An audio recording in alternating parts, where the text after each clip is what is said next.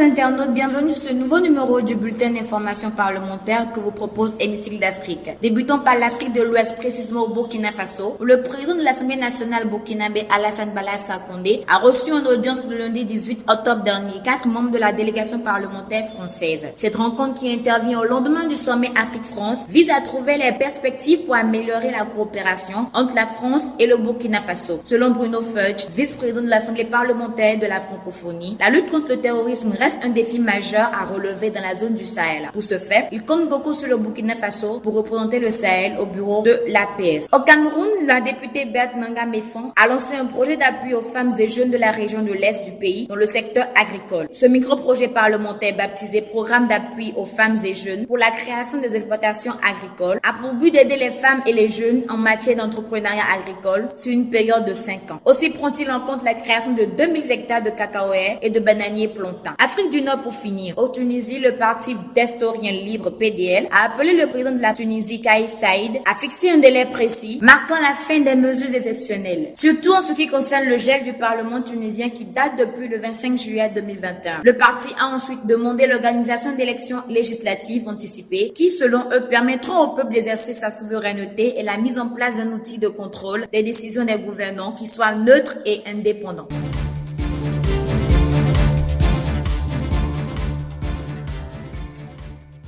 Notre rubrique éclairage de ce jour s'intéresse à ce que prévoit la législation par rapport à l'accès à l'éducation des enfants. La scolarisation des enfants reste un axe important dans les politiques en Afrique et est d'ailleurs constitutionnalisée. Cependant, le processus d'inscription constitue un problème au sein de la population à cause des débats qui se font autour des conditions d'accès à l'éducation des enfants prévues par la loi. Selon l'article 26 de la Déclaration universelle des droits de l'homme, toute personne a droit à l'éducation. C'est dans cet élan que plusieurs pays africains ont rendu l'accès à l'éducation gratuite. Au Bénin, la loi numéro 2003-17 du 11 novembre 2003 portant orientation de l'éducation autorise l'accès à l'éducation des enfants dès l'âge de 2 ans et demi, soit la maternelle pour une durée de 2 ans avant d'intégrer le primaire. Au Niger, l'âge préscolaire concerne les enfants âgés de 3 à 5 ans et l'âge d'entrée au cycle primaire est de 6 à 7 ans d'après la loi d'orientation du système éducatif nigérien. C'est sur cette connaissance de plus que se referme le bulletin d'information parlementaire en Afrique de ce jour. N'oubliez pas de nous visiter sur notre site internet via le lien www.hémicycledafrique.com et sur nos différentes plateformes sociales Twitter et Facebook. Portez-vous bien.